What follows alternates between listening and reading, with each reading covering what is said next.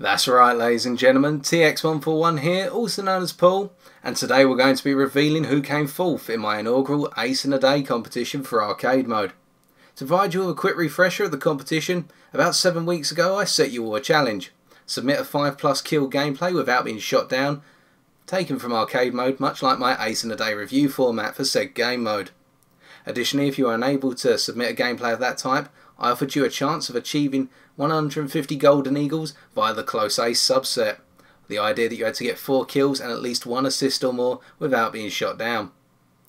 Now interestingly, out of the 19 entries I had, I did not have a single one going for the close ace. Everyone was ready and raring to go for that 1000 golden eagle prize fund. And with that being said, I had to judge every entry via 3 criteria, which I will once again outline now. Number 1. I was looking for a player who knew exactly what their aircraft was capable of. For example, if you were flying a Messerschmitt 19F4, I expected you to use it in an energetic style of play, or try to turn fight and fight with a rudder at high speed, rather than stick to turn fighting at low altitudes and low speeds. Criteria number 2. I wasn't interested in the most kills, ladies and gentlemen, because anyone can go charging into the midst of a furball in a Focke-Wulf 190A4 and rack up a number of kills via some rather violent and dangerous head-ons. I was looking for the player who could execute each kill with aplomb, without any retaliation where possible, and be in full control wherever means necessary. And criteria number 3. I was looking for a very well-versed player who used their spatial awareness and their overall observational nature to keep an eye on the battlefield, reacting to changing circumstance and also avoiding situations such as being bounced by a more energetic and higher altitude fighter. It's these players, ladies and gentlemen, which you are about to see, and I personally feel warranted their place as winners of this competition. And so that being said, let us take a look at 4th place. So, coming in at 4th place, ladies and gentlemen, is Benson in his F6F-3 Hellcat. And before we go any further, I must point out that some of the criticism I am going to level at this game and the accompanying winners will be rather scathing and over the top. However, in the end I had to break my judgment down into 12 separate and sometimes very picky criteria in order to decipher the winners. So I apologise if I sound rather arrogant or aggressive in advance. Nonetheless, without any further digression, we must now break down why Benson came fourth. I had a number of entries employ the same tactics that Benson's going to use here. Get to a higher altitude position by comparison with your enemies, and dive down upon them and break up to higher altitudes. Standard, sharp, boom and zoom style of play. Using the very effective 6 12.7mm Browning machine guns of the Hellcat to great effect. However, what Benson did differently from a number of the other entries was, and to put it simply, he played at his pace all the way throughout. At no point does Benson come across as though he's trying to rush. And as depicted by the length of this game, you're going to see just how calm and how gradual Benson's going to take this game. Already up at 3,600 metres, Benson did perform a very sharp turn to begin with and did not climb towards the enemy or climb towards and gradually progress to the side of the map. And straight away I had to take some marks off, simply because he conceded all of the energy provided at spawn to turn a 180-degree circle, or semicircle, and begin that climb into the clouds.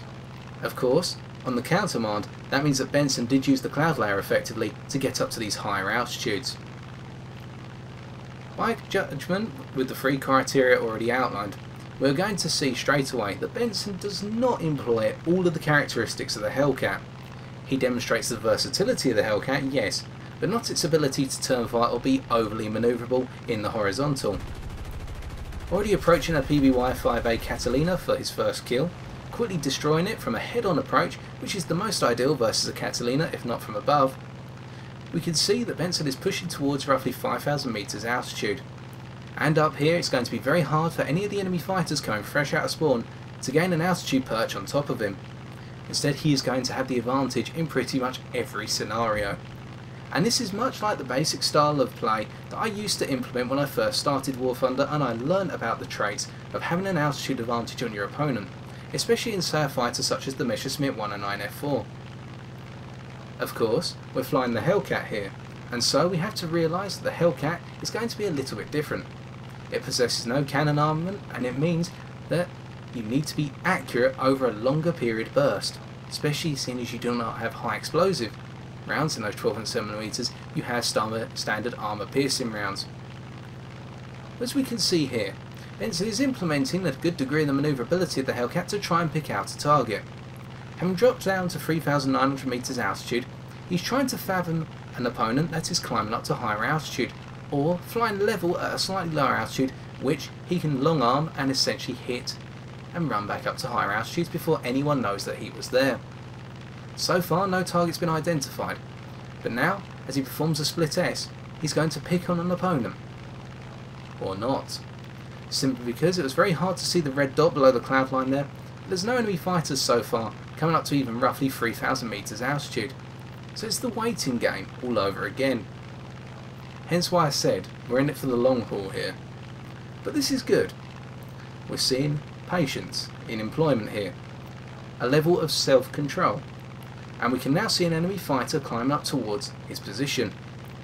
Unfortunately I couldn't get the marker on all the targets, so we're going to have the marker come alive when Benson goes in for the kill. But as we can see, one enemy fighter just in the front centre of our screen right now, a Messerschmitt 19 M1 is about to take some hits for Benson's second kill. And so very quickly pushing back up to his perch of roughly 3,500 metres and still climbing. That's 2 kills in the bag, and very little risk. Looking behind, which I applaud straight away to make sure that there's nobody else trying to come after him, he now breaks round into a Seminole Hammerhead, and once again lowers a little bit of altitude to build up the speed which the Hellcat so desperately desires in order to have its overall manoeuvrability threshold, as I highlighted in my review some time back. Levelling out once again, it means that he can just take his time now, and if needs be, slightly manoeuvre out the way of that rather annoying, harassing enemy flak based around the airfield. Of course, up at these altitudes, it's a little bit harder for the flak to hit, especially when you've got that cloud layer in the way. Although you never know about those lucky shots. As we can see here, Benson's moving away from the airfield, surveying the scene down below, and occasionally looking up towards level altitude in case any enemy bombers have spawned in. Meaning that Benson's not afraid to realise that perhaps somebody will become, or put themselves at a higher altitude than himself at a later stage. Nonetheless, we're just waiting now. We're going to be doing a lot of waiting. And we soon see another enemy target breaking out towards the side. As you can see on your screen, Benson's highlighted it already, or at least noticed it. That's the only problem with using replays, it's very difficult to tell what everyone's actually looking at on screen. And unfortunately for us, I believe our opponent has decided to break down low. As we can see, just coming out of the top side of the cloud layer. And so Benson's going to have to do a little bit more waiting, but soon realises actually no, I can come around once again and just perch myself right above this opponent who might be climbing up towards me. And now we can actually see our opponent is coming up towards the Hellcat quite gradually, actually making himself a potential threat. Although here, breaking round into another diagonal split S at roughly a speed of 410 km an hour, Benson levels out, avoiding the potential head-on with this fighter climbing up, and forcing it to bleed its speed even more. And additionally, let's note already that there are friendly bombers on Benson's team, bombing away at the airfields and the bases simply because he has established the higher altitude position. And again, this is a reflection on a good style of play. And here comes our third kill, or so we hope. An enemy fighter, an F2A-3 Buffalo, yet unfortunately Benson overcooks it here slightly. And what I would have recommended there is just cutting the throttle, simply because he had the shot, the Buffalo didn't have any energy left, and it could have been a nice and clean third kill, rather than that rather horrific and not exactly ideal overshoot. Nonetheless, braking around at a very low speed now on the verge of a stall, you can see that the Buffalo has probably tried to come up through the cloud layer but stalled out due to the lack of energy, and Benson's just levelled out and once again reconsolidated their altitude. Taking their time of course, and really just making any opponent coming after him have to bleed every inch of their energy in order to get up towards the Hellcat. Nonetheless, it's now time to turn around and see if we can grab that third kill at last, with that buffalo still trying to come directly up towards Benson, just not having any energy left or speed in order to get anywhere near him. And so this time he makes it count for kill number 3. As we can see here, overspeeding slightly in the Hellcat, and really once again highlighting the need to perhaps switch the engine off or turn it down a little bit in those dives. We've also got some gunfire coming up here from what is a Heinkel 112, probably at a B0 or an A0, due to the fact you've got the cannon tracer. But Benson's got enough speed and altitude just to continue climbing away. And breaks up a little bit, simply because he was trying to chase after a bomber, but wants to avoid the fire from the enemy gunners. We can see in the back of our screen we've got that Heinkel 112, which Benson's very quickly spotted and dodged all the fire from, making it bleed out into a stall. At the same time kicking into a hammerhead to come directly down on his opponent, if possible. Although here, he doesn't do it so quickly, just in case the opponent's still got a little bit of energy left. But soon, he applies swift retribution and takes out that Heinkel 112A0 for what is kill number 4. Taking out their tail control and setting them on fire, it's only a matter of time before that gets clocked up. Once again, climbing back up, we can see just playing at his pace, and I respect that. Really showing no need to rush things, simply because the friendly bombers on his team are going to be very safe when they're in good and capable hands. At the same time, it also means that with the bombers bombing the base to pieces, Benson's never going to be short of potential targets or fighters trying to climb up to attack him or the bombers. At the same time, we've got another enemy fighter now climbing up towards him, this time forcing it into another stall and coming swiftly down. Although I really wish Benson would switch off his engine, just because sometimes he's coming in a lot quicker than I personally would. Setting that P-36A Hawk on fire, and what will eventually and hopefully be a 5th kill, and taking out a good portion of the fuel on that Hawk. But nonetheless, even if it's not a kill, it means that Benson's essentially put another plane out of the game, for at least a good period of time. And so breaking right around once again, we can see that his altitude's never dropped below 4,000 metres unless he's gone in for the kill. And really that means he's set himself limits. Don't fall below 4,000 metres and you'll be safe. At the same time, when you're going for that boom and zoom, break back out towards 4,000 metres, but at the same time be wary of your opponents, such as that Heinkel 112 A0. And here he notices an enemy, what's either a heavy fighter or a bomber, pursuing one of his friendlies, but realise actually it's more like that P-36A Hawk. The one I believe, no, it's not the same one from earlier, it's a different one, is actually harassing his friendly even more so. So he goes in for the 5th kill. Climbing very sharply once again, and now he gets the 6th kill on that Hawk from earlier. So all's going very well, and he's already got the ace in the day, +1. The only minor criticism I have at this point is the fact that he broke dead vertical in order to get away after making that successful pass on the Hawk, and perhaps if an enemy fighter had come directly out of spawn, it could have been a little bit of a dangerous situation. Here we're going to see that he employs the durability of the Hellcat on the whole in order to come up behind a PBY Catalina. It's a risky approach if we were doing this in say a lag-free 35, but due to the Hellcat's overall durability, you can get away with this in most times. And very quickly, that's the 7th kill in the bag. I apologise if I've been rather repetitive here and very limited in my dialogue, ladies and gentlemen, but there's nothing much really to this game. And the simplicity is a bit of a disadvantage, especially if you're looking for something exciting, but at the same time, it's the simplicity which made me select this as a winner for 4th place. And as we can see, we've got one more enemy fighter trying to push its way up through the clouds, as denoted by the little red dot in the centre of the screen.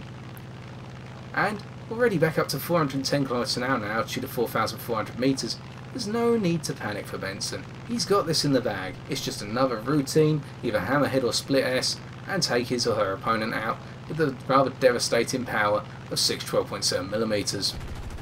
Here once again, if only he'd cut his engine slightly or a little bit earlier, it would have been a much easier kill, instead getting a critical hit on the P-36A's tail, but nothing more, as far as I can tell at the moment. And really, whilst that P-36A Hawk has lost its tail control, it could have had the kill right there and then. And so Benson, if you're watching this video, take everything I've said with a pinch of salt, but just be wary.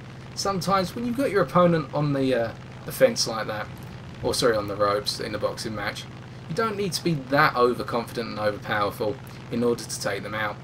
You can sometimes cool it down even a little bit more. And so, levelling out up at 4,500 metres approximately and a speed of 450 km an hour, we can see that it's just casual play now. We've got one more enemy fighter roughly at the centre of the screen once again, trying to build up their altitude. And the thing is, you'd think they'd learn, but they never do. They only learn once they've lost all their planes, as they say. And so, checking around once again to make sure there's no enemy tailors, we can see an enemy bomber or heavy fighter flying through the cloud layer at roughly 3,000 metres over the airfield. And the 8th kill's just gone in for Benson. It was on that Hawk from earlier that had lost its tail control. And so really, that's all the kills that you're going to see in this game, because it's only an 8 for 0 gameplay. But all the characteristics and behaviour are shown throughout the rest of the game, and we're not going to skip it because I think it's only fair. Here we spotted what is most likely a medium bomber. Centre of the screen, Benson's focusing on it for us, and he decides now to break down on it, implementing the decent dive speed of the Hellcat to try and come after his target.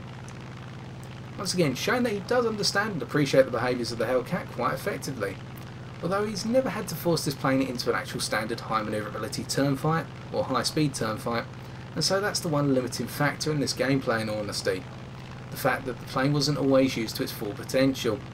But then again, it goes with the playstyle implemented here, a rather casual one, depicting the fact that we're not in a rush, and we've already picked up 8 kills for a very simple style of play, which can be implemented by anyone in most planes at a battle rating of 2.7 or even a little bit lower.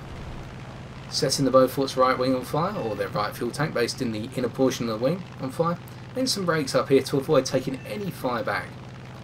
And thus far, it's quite evident actually, he hasn't received a single hit back, minus perhaps 1 or 2 from that PBY, which I believe was for his 6th kill. And so, breaking back around here, the Beaufort's crippled, and there's no need to go after it. It can be finished off by the rest of his team if needs be. And he notices another heavier target flying around at roughly the same altitude as his friendly bombers.